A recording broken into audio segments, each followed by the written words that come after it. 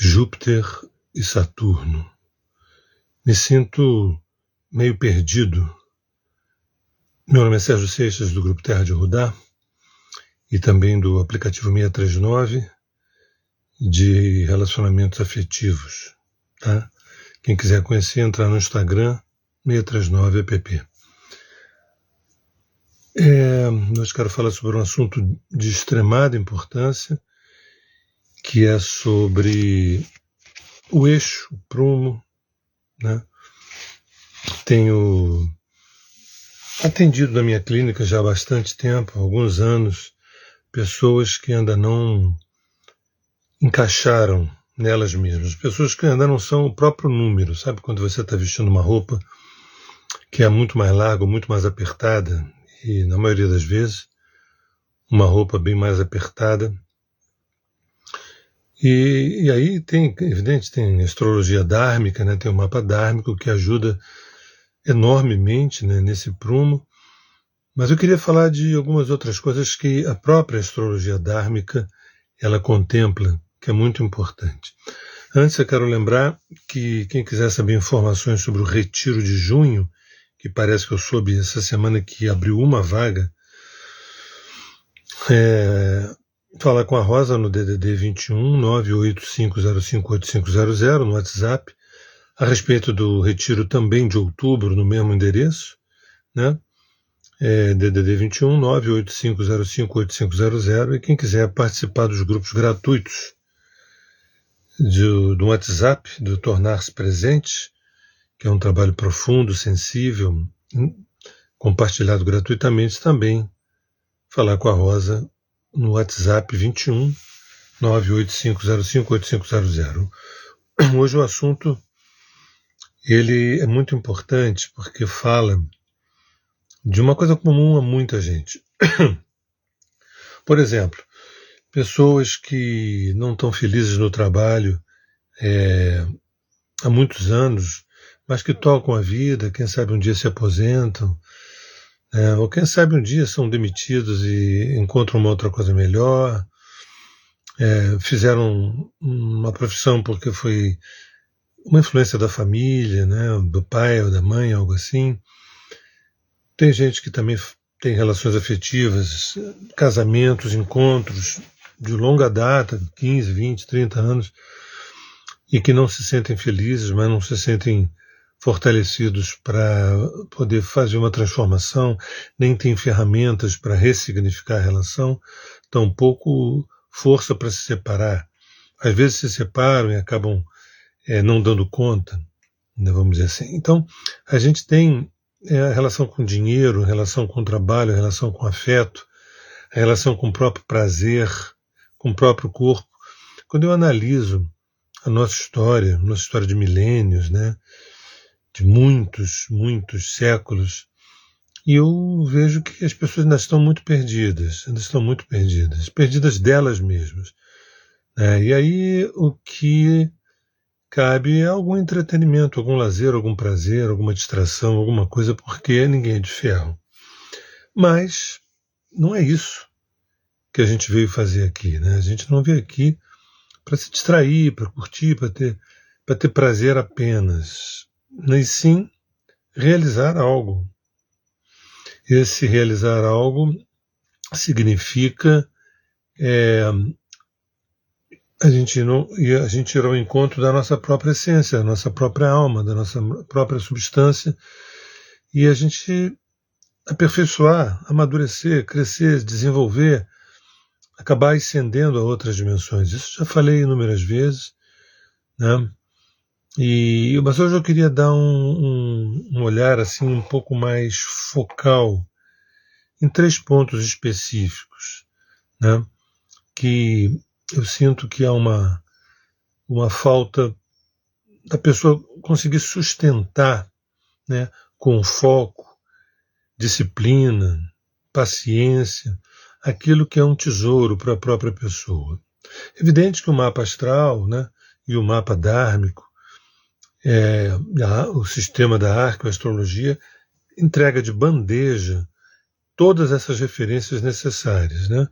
A gente não vai encontrar com clareza da família biológica, daquilo que a gente precisa para a nossa jornada maior.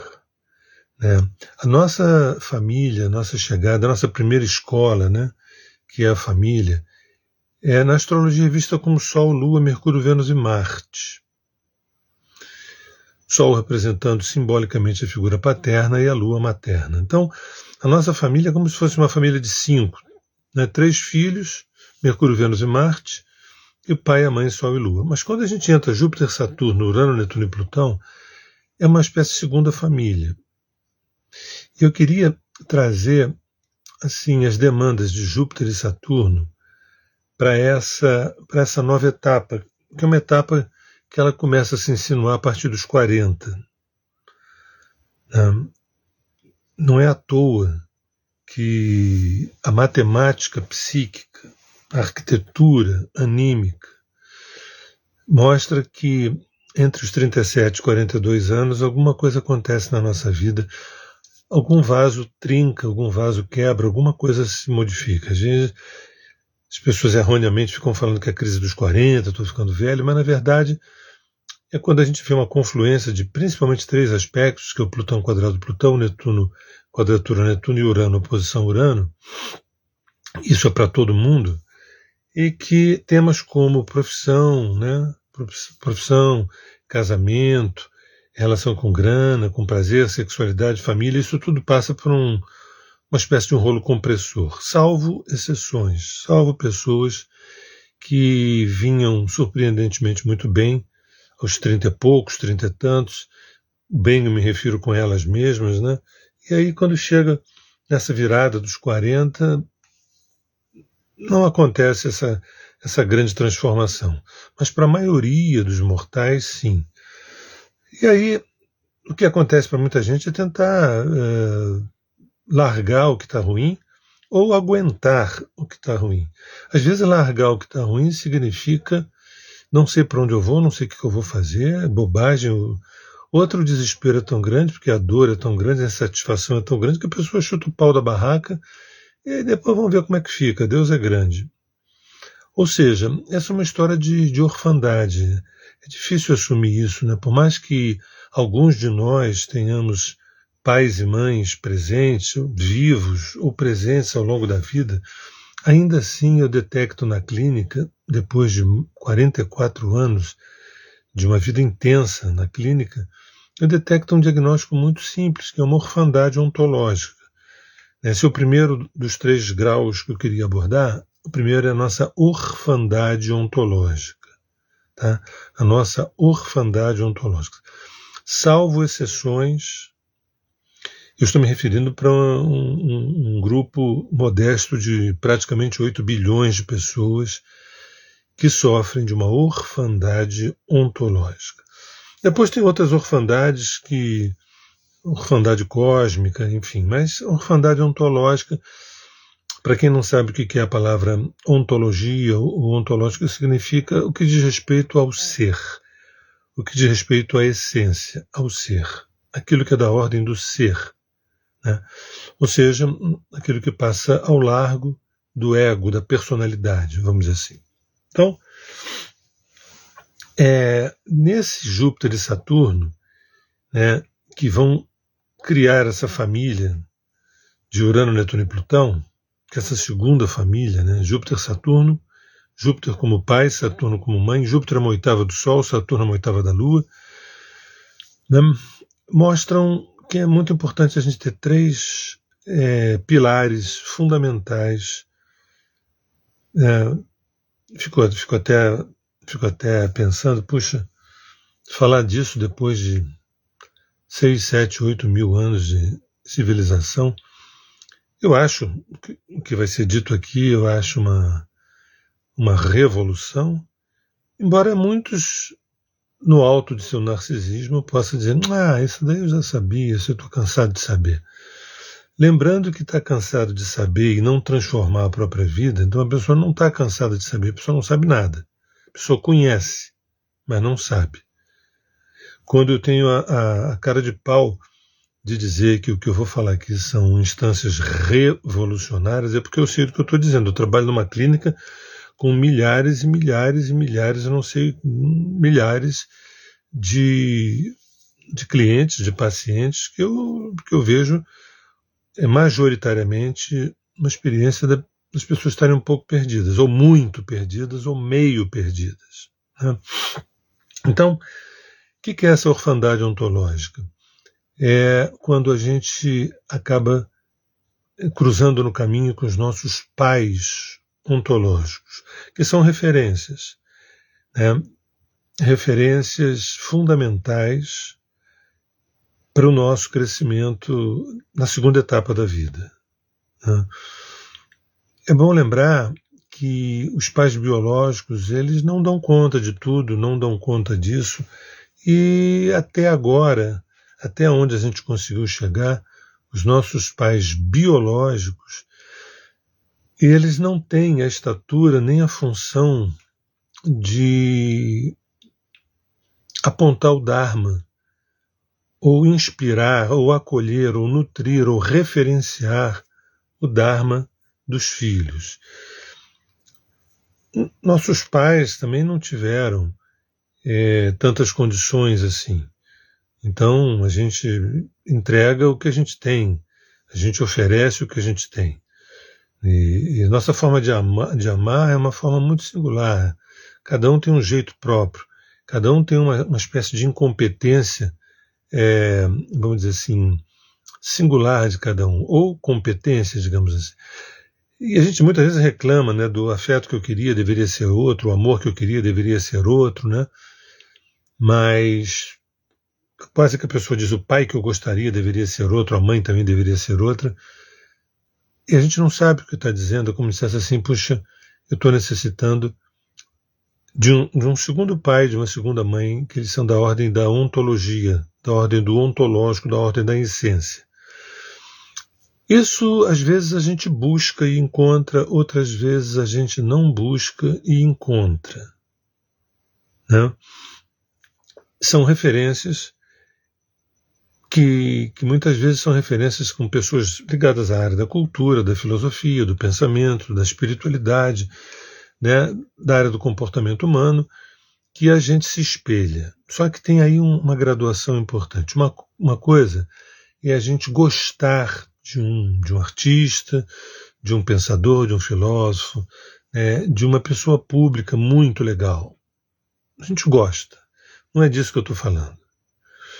Eu estou falando de pais ontológicos, de referências que vão produzir um segundo parto, um segundo nascimento para a gente. Se os nossos pais ontológicos, se os nossos pais biológicos, leia-se Sol e Lua, promoveram esse nascimento biológico, né, também emocional e tudo, agora, nessa virada dos 40, a gente tem a nossa psique tem uma demanda de que outros dois pais concebam esse outro novo ser, né, que estava em latência, que fez as primeiras escolhas, algumas ou muitas das quais equivocadas. Tem muita gente que buscou a profissão não porque tem a ver com o seu sonho de vida, nem também com o seu dom, nem com a sua habilidade, mas o seu medo. Eu busquei essa profissão pelo meu medo, pela minha insegurança de não me sustentar. Você imagina, você mora no Brasil, você, por exemplo, você quer ser músico, quer ser um ator, quero ser um ator de cinema, um ator de teatro. Você diz, não dá, você tem que ser um engenheiro, um arquiteto, um médico. Isso é um papo antigo, um papo velho que está presente hoje, ontem, espero que não esteja amanhã, mas... Então, muitas escolhas, antes da chegada dos pais ontológicos, das referências ontológicas, são feitas baseadas na insegurança, no medo, na incerteza, na dúvida, né? Salvo exceções, né?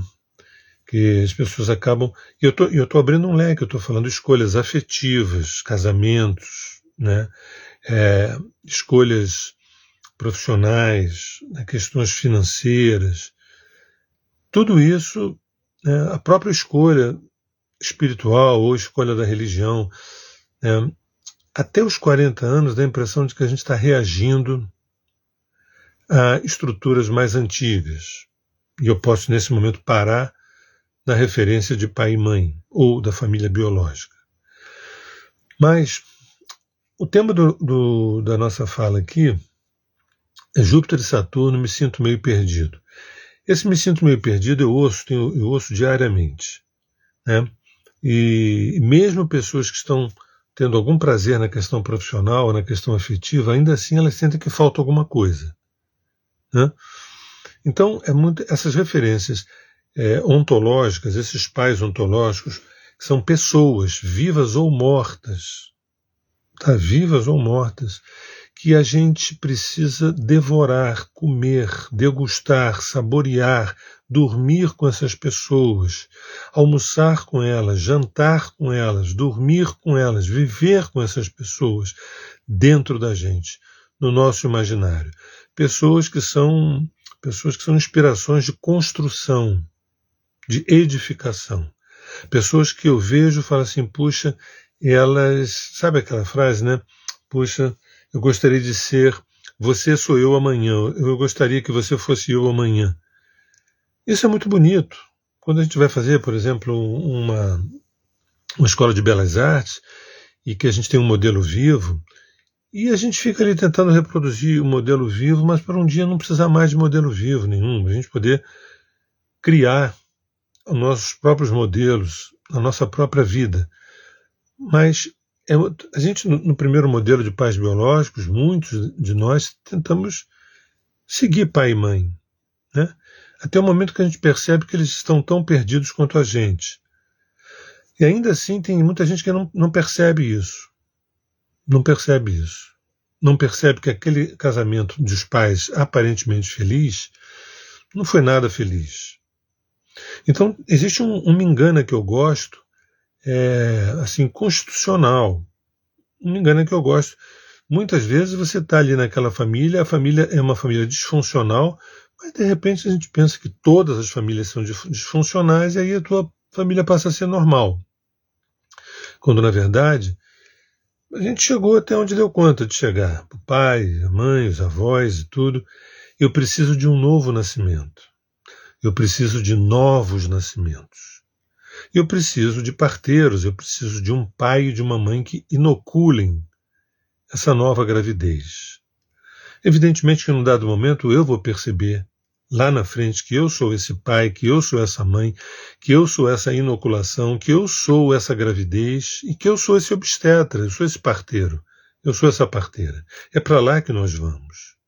Para vários nascimentos feitos por nós mesmos.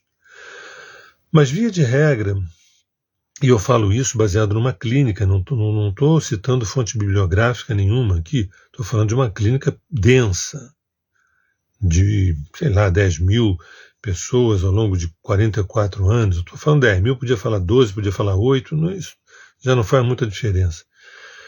Né? Então eu sinto e percebo que as pessoas administram um pouco esse estado de estar perdido. Né? Foi por aí que surgiu a arqueoastrologia, foi por aí que surgiu a astrologia dármica, o mapa dármico, e que tem feito alguns modestos milagres. Mas, mesmo assim, por exemplo, a astrologia dármica trazendo uma cartografia daquilo que a pessoa veio realizar aqui, existem 3 coisas que são fundamentais. A primeira delas é a gente descobrir quais são os nossos pais ontológicos a partir de um determinado momento para frente. Eu estou situando em torno dos 40 anos, pode ser um pouco menos, pode ser um pouco mais, pode ser bem mais lá na frente, né? Mas algumas pessoas não precisam, porque já vivem uma experiência ontológica com a existência, porque conseguiram ter uma relação pacífica com a intuição, com o sentimento, com a subjetividade, trazem um discernimento, teve uma experiência familiar saudável, interessante, legal, bacana, profunda, sensível. Isso existe, pasmem, mas isso existe, evidentemente que existe. Tem pessoas que não precisam de mapa dármico nenhum, porque estão no caminho já há bastante tempo. Mas isso são exceções. O que vem no meu consultório não são exceções. Aliás, as exceções, via de regra, nem procuram consultório. São as regras que procuram, né? Aquelas que falam assim, olha, está complicado. né? E insisto que assim, o clichê, mais clichê é o seguinte: eu trabalho numa coisa que eu não gosto, só faço porque preciso de pagar minhas contas. E tem gente que diz assim, fala isso e diz assim, só que eu não sei o que eu gosto. Eu não sei qual é meu sonho. São graus, né? São graduações elevadíssimas. Tem outras graduações. Não, eu sei o que eu gosto, eu sei qual é meu sonho, mas muito difícil nesse país, etc. Então vem essa ladainha, esse muro das lamentações. E o primeiro ponto que eu quero ressaltar é a importância de nós deixarmos emergir os pais ontológicos. Tem gente que busca. No meu caso, eu não busquei. No meu caso, os 4 pais ontológicos que eu tive, eu só fui descobrir anos depois que eles eram meus pais ontológicos.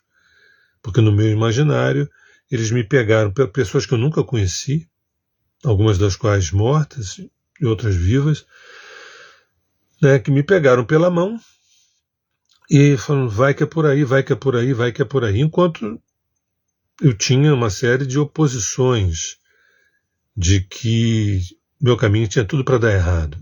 Mas quando você está no Dharma, quando você está com referências ontológicas, a chance de dar errado é 0. No máximo, 0%. Né?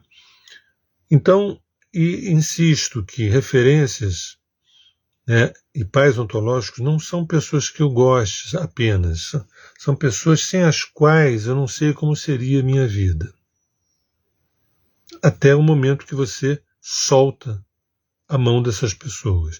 Então, estou falando de seres vivos ou mortos, referências na cultura, na área do comportamento, na área da ciência, pessoas públicas, pessoas da própria dentro da família, às vezes tem um avô, tem um bisavô, às vezes tem um pai, enfim, mas normalmente a nossa linhagem biológica ela nos dá pistas muito boas, mas a nossa alma ela pede ainda mais. E por isso a busca desses pais ontológicos, que eu insisto e mudo para o segundo ponto, mas insisto dizendo que esses pais a gente tem que devorar, comer, almoçar, jantar e dormir com essas referências. Não basta gostar, não basta dizer que ama. Você tem que ter uma relação, até eu diria simbiótica, né, até o momento, porque você está numa estrada caminhando, você tem que ter um mapa, você tem que ter uma cartografia, você tem que ter uma carta celeste, você tem que ter uma bússola, você tem que ter um GPS. Raras pessoas são o próprio GPS. A grande totalidade das pessoas buscam fora esse GPS. Ok, e por isso eu cito os pais ontológicos, as referências ontológicas. São seres que, às vezes, eu busco e outras vezes surgem, mas eu preciso nomear isso. Eu preciso nomear que esses são os meus segundos pais que estão promovendo um meu segundo nascimento, que virão terceiro, quarto, quinto, sexto, nessa própria encarnação. Tá? E se a gente não comê-los, devorá-los, degustá-los, saboreá-los, se a gente simplesmente for um voyeur, não vai rolar. O segundo ponto importante, e ele surge a partir dessas referências, é o que eu chamo de paixão disciplinar. Quando você se sente amparado, tem muita gente que nos pais ontológicos vai usar figuras como Jesus, figuras como Buda, figuras como Maomé.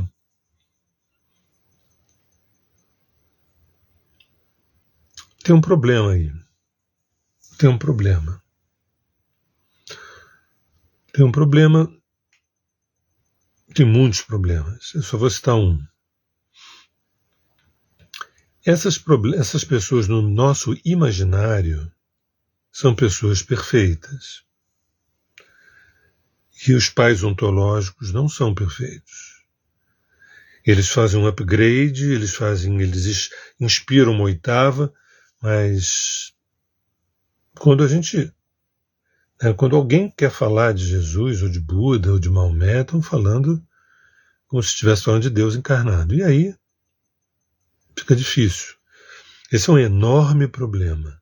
Quando eu falo de pais ontológicos, eu não estou me referindo a ninguém associado, nenhum totem associado a nenhuma religião, porque é como se fosse algo intransponível. Esses pais ontológicos que eu me refiro são pessoas que se fizeram no meio de conflitos, no meio de ansiedades, no meio de neuroses, e conseguiram ter voz, conseguiram botar a alma para fora e mostrar a alma. Essa é a nossa saga. Entende? Então, a gente tem que tomar cuidado. Eu não estou falando aqui de pais ontológicos como Jesus, como Buda, como Maomé, não. Mas posso estar falando de pessoas que já morreram, mas são pessoas de enorme estatura, mas quando você vai ver a biografia, tem cárie, tem dente encravado, tem cárie, tem unha encravada, tem caspa, tem ciúmes, tem isso e aquilo, como os humanos, né?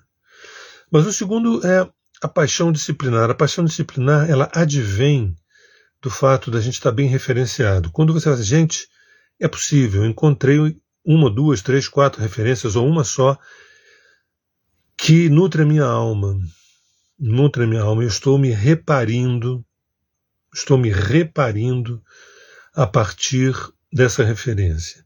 E aí é uma paixão onde palavras que aparentemente são antagônicas com a paixão, aparentemente, por isso que eu falo paixão disciplinar, porque nessa paixão você tem disciplina, foco, paciência, projetos a curto, médio e longo prazo. Esse é o Saturno. Né? Essas referências ontológicas é a conjunção Júpiter-Saturno. Essa paixão disciplinar é a paixão de Júpiter com a disciplina de Saturno. É como se fosse a cópula entre uma oitava do Sol, que é Júpiter, e uma oitava da Lua, que é Saturno. São outros pais que, depois dos 40, eles ainda são tangíveis, ou estão no nosso imaginário. Mas com o passar do tempo, somos nós mesmos, o nosso pai e a nossa mãe. Somos nós mesmos, o parteiro e a parteira, que vai promover os nossos nascimentos, os nossos eternos nascimentos. A gente veio aqui para uma encarnação para ter muitos nascimentos. Agora você imagina em dezenas ou centenas de encarnações quantas mortes e nascimentos a gente tem. Lembro que pai e mãe biológicos é basic, é o básico. Depois vem o basic 2, basic 3, depois vem o intermediate, depois vem o advanced. Aí são outros pais. Até a gente se colocar como pai, como mãe, como filho, nós mesmos. Né? E isso não está falando de um isolacionismo, de uma solidão, de uma ilha, onde não tem família, nada disso. Isso tudo é inclusivo, família é inclusivo, amigos são inclusivos, amores, paixões, desejos, casamentos, filhos, tudo é inclusivo. Agora, quanto mais inteiro você tiver, e nessa graduação, nesse gradiente inteiro, é você perceber que você ativou em você essa ontologia. Você é hoje o teu pai e a tua mãe que copulam dentro de você, você é esse masculino e esse feminino que copula dentro de você e acaba parindo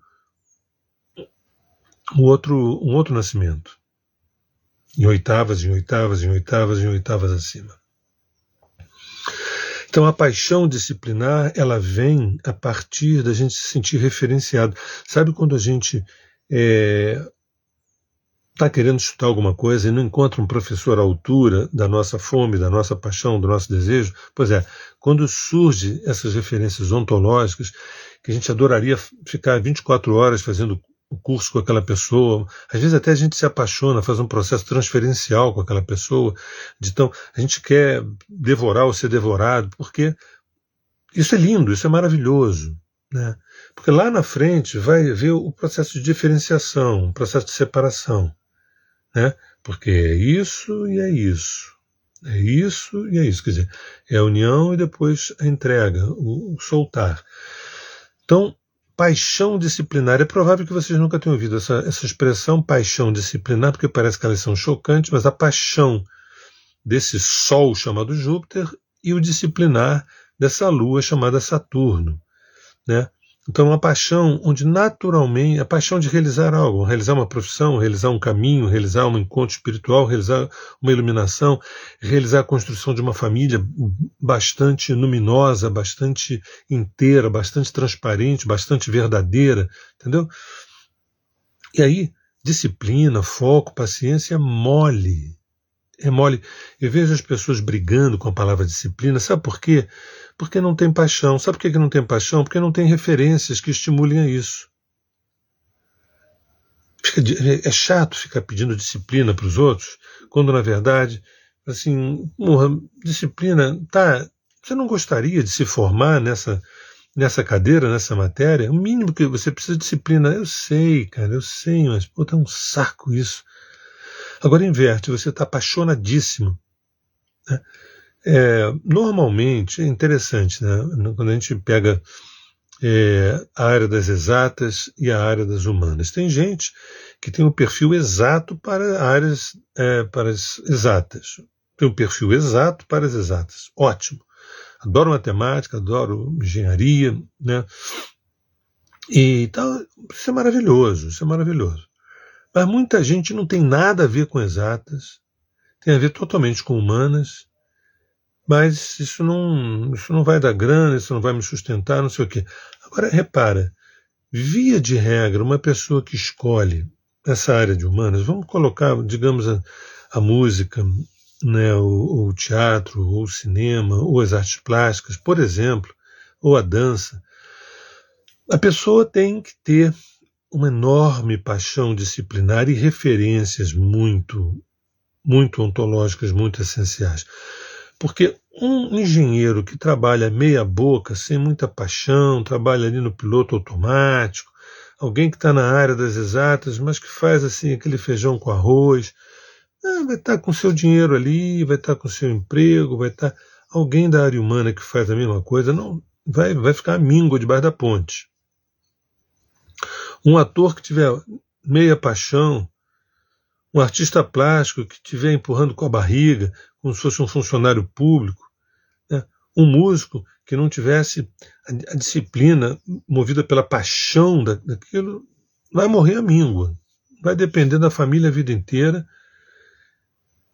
Então, a paixão disciplinar, quando você está nutrido pelas suas referências ontológicas, por essas pessoas que eu devoro diariamente, até o momento que elas vão saindo de mim, elas vão se desimpregnando lá na frente, surge uma paixão disciplinar. Disciplina é um tesão, senso de responsabilidade, projetos a curto, médio e longo prazo, paciência nos processos, valorização dos processos, capricho nos processos.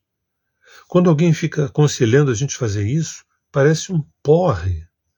Mas quando a gente tem uma maior paixão pela disciplina, pelo foco, pela resiliência, pela paciência, é porque a gente está seguindo o Dharma, a gente está seguindo o nosso sonho. Um jovem sabe muito bem do que eu estou falando, quando quer ir demais assistir um show da sua banda de rock preferida. O dinheiro vai ter que aparecer. O dinheiro vai ter que aparecer. Por quê? Não vai perder a oportunidade de assistir o show da minha banda preferida, que foi uma vez na vida aqui no Brasil. Agora, pensa que essa banda preferida desse jovem é o nosso Dharma, é aquilo que a nossa alma nos pede, nos exige, nos convoca, nos demanda. O dinheiro vai ter que aparecer, os valores vão ter que aparecer para eu realizar. E sabe quem vai mobilizar isso? Não vai ser meu empurrar com a barriga, não vai ser o meu estado assim de apatia, não, vai ser minha paixão, meu tesão. Então a segunda etapa, ela brota espontaneamente. A segunda etapa não tem nada de alguém ficar no pé do ouvido e falar, você tem que ter uma paixão disciplinar, você tem que ter uma paixão. Não, aí deu errado. Se você não está alimentado, nutrido, abastecido, fortalecido, vitaminado por referências ontológicas, não vai rolar paixão disciplinar nenhuma. Tá? Então, reparem esse diálogo entre paixão e disciplina, né?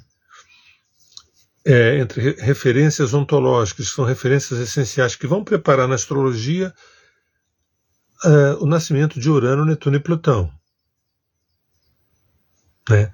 Urano, que é essa grande pancada, né? Netuno, que é esse retorno, e Plutão, que é essa finalização, que é essa nossa autofinalização. E a terceira coisa, né, muito, muito, muito importante, é o anzol da espiral vertical. A gente precisa ser fisgado pelo anzol da espiral vertical, o anzol da espiral vertical. A gente precisa ser fisgado pelo anzol da espiral vertical. Traduzindo, na primeira etapa, eu fui muito nutrido pelas referências que eu devorei.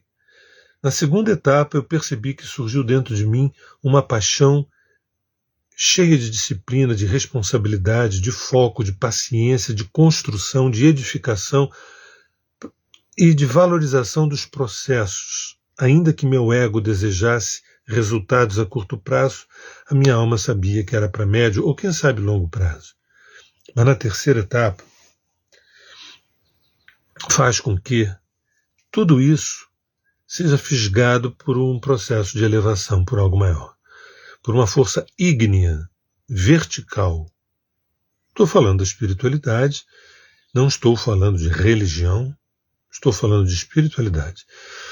Então, por quê? Se a gente para na segunda etapa, a gente pode ser profissionais apaixonados. Isso é bom, isso é muito bom, isso é muito bom, muito bom. Mas está faltando alguma coisa para além de profissionais apaixonados, ou de maridos apaixonados, esposas apaixonadas, ou de uma família apaixonada. Isso é maravilhoso, isso é maravilhoso. Mas está faltando alguma coisa, uma costura, né? Então, quando, na terceira etapa, a gente se sente fisgado por um anzol da espiral vertical, um anzol que desce, fisga a nossa alma. O nome desse anzol chama-se espírito. Eu posso chamar de espiral vertical, que desce, nos fisga e nos eleva. Aí, a profissão maravilhosa, a relação com a minha família, ou então a minha segunda família, porque eu me separei, ou então os meus enteados, é outro departamento. Inclusive as dificuldades. Né? Nós, quando vivemos uma certa bidimensionalidade, quando a gente vive um certo cartesianismo, a gente diz, pois é, né, tá difícil, conflito, relação dá um trabalho, família, não sei se eu quero casar, não sei se eu quero ter filhos, isso dá um trabalho, não sei. Em outras palavras, eu sou incompetente para lidar com essas demandas. Claro que você pode dizer, eu não tenho desejo, isso pode ser legítimo, eu não tenho desejo de casar, de ter filhos, tem que casar, tem que ter filho, não tem nada, não tem que nada, né? Mas muitas vezes a pessoa que diz, não quero casar, não quero ter filhos, se dá um trabalho, porque assim, olha, eu vou me enrolar, eu vou me perder, ainda não dei nem conta de mim, ainda vou dar conta de um filho, de uma filha, de uma esposa, de um marido, me poupe. Pois é. E aí que entra o processo de autoconhecimento, né, o processo que aqui na minha fala traz para a arqueoastrologia. Enfim, esse último estágio, o terceiro estágio, a gente precisa ser fisgado por algo que vem do alto e nos pega e nos leva. Nesse momento é como se nós fôssemos peixes divinos, fisgados pelo céu. Ou ditos de uma maneira junguiana, fisgados pelo self.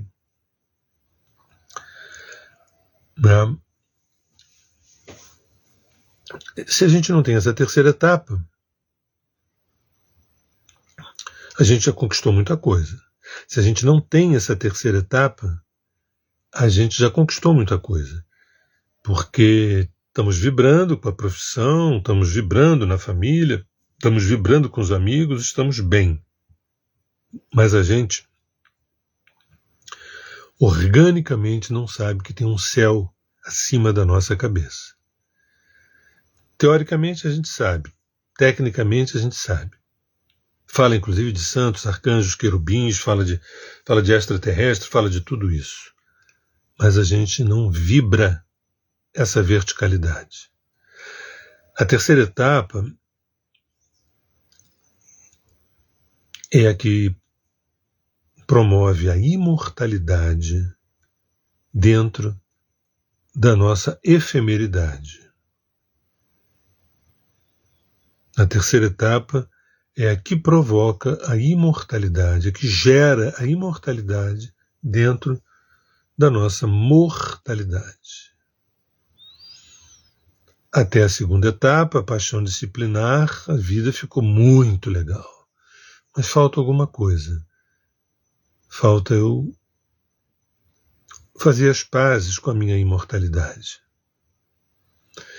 E eu preciso me sentir fisgado. Mestre, o que devo fazer para que eu me sinta fisgado? Sérgio, quando você fala mestre, você estava se dirigindo a quem?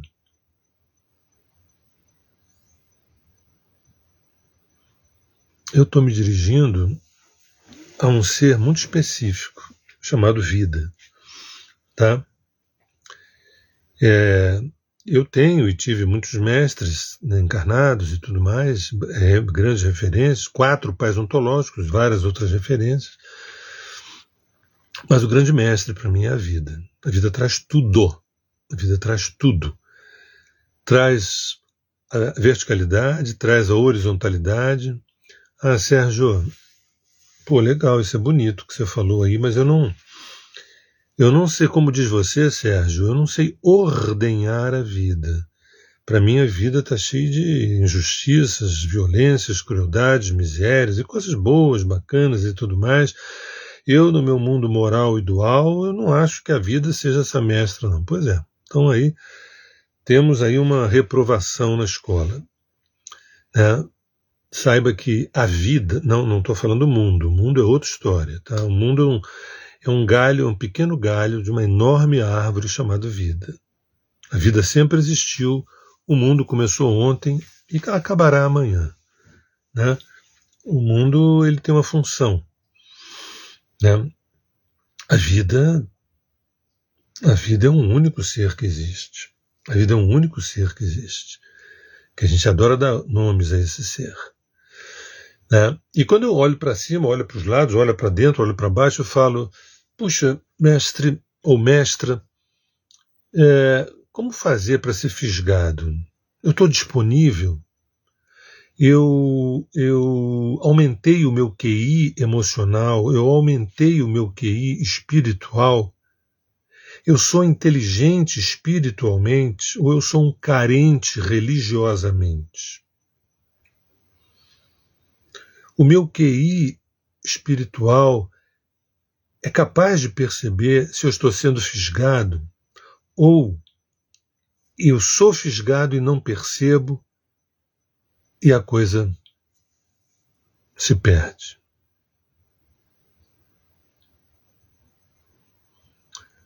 Obrigado, gente. Obrigado. Eu estou ouvindo aqui os comentários.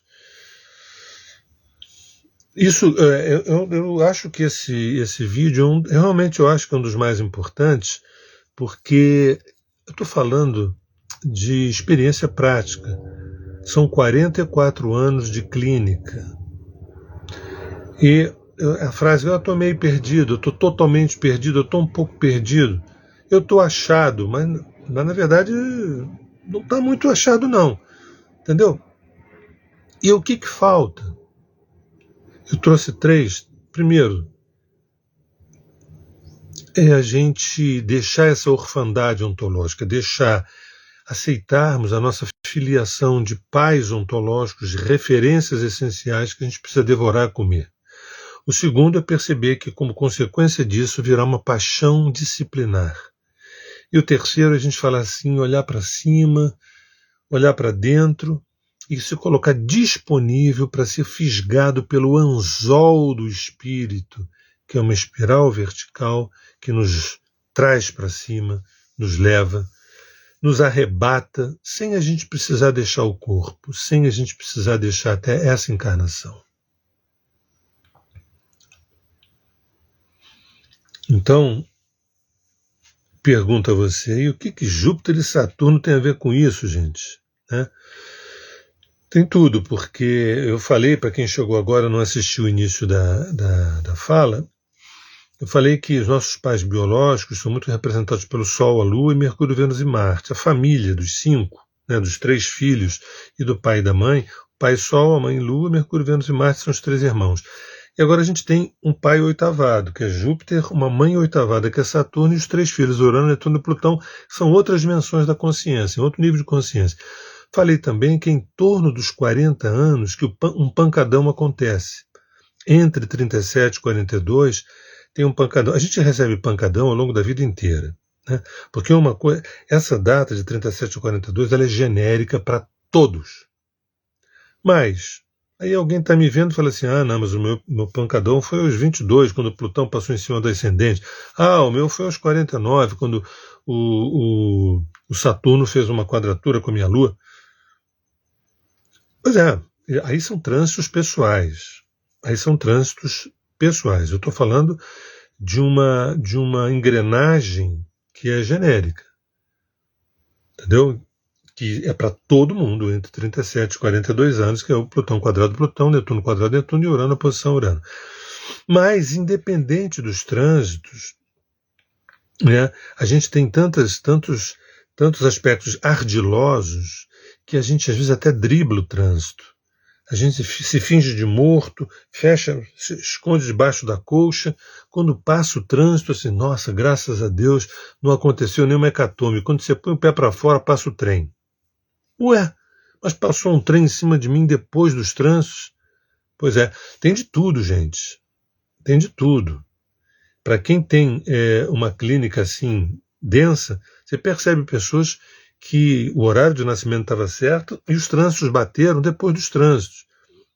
E a pessoa tentou fazer uma negociação já sabendo que vinha uma coisa difícil, tentou dar uma de bom samaritano e quando botou o pé na rua, o trem passou.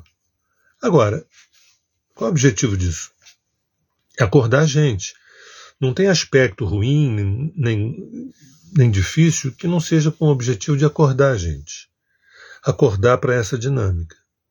Da gente beber de uma fonte pura, que eu estou chamando desses pais ontológicos, lá na frente a gente perceber uma paixão no caminho, é um caminho cheio de paixão e de disciplina, e lá na frente perceber que você foi fisgado por algo que te eleva para além de objetivos do ego, de objetivos da personalidade.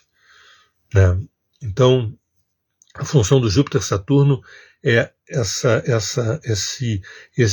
energia ígnea do Júpiter e essa estrutura de Saturno. Né?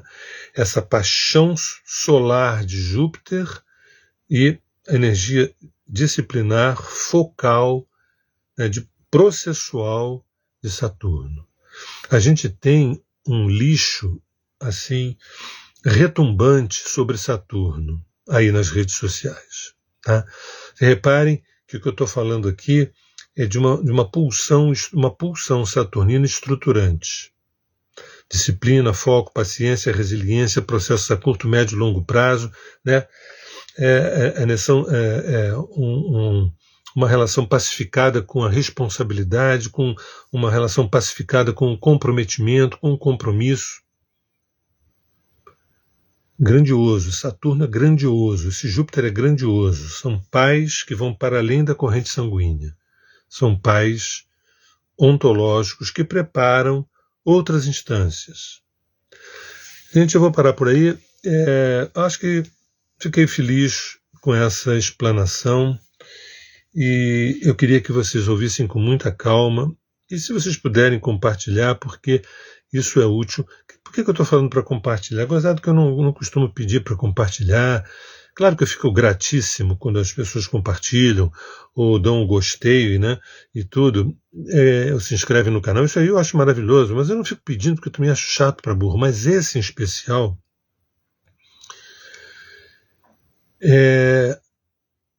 As pessoas precisam muito disso, precisam muito dessas referências. Precisam muito dessas referências. E eu falo isso porque não é porque eu li nos livros, porque eu vivo diariamente. Isso há mais de 4 décadas. Se você quer fazer a sua boa ação do dia, entrega esse material. Talvez algumas pessoas achem meio, sei lá, não entendi muito bem, Mas isso também faz parte de uma precarização da nossa cognição. Nós estamos com o nosso aparato cognitivo bem precarizado. Agradeço esses corações maravilhosos aí, né? Mas a gente tem que tomar muito cuidado porque nosso aparato cognitivo está sucateado. Nosso aparato cognitivo está sucateado entre uma fé e outra, entre um zerinho e um, entre eu contra você, eu versus você, e a gente fica nesse nanismo espiritual. Beijo no coração, obrigado, muito obrigado pela presença, e a gente se encontra em breve. Até agora.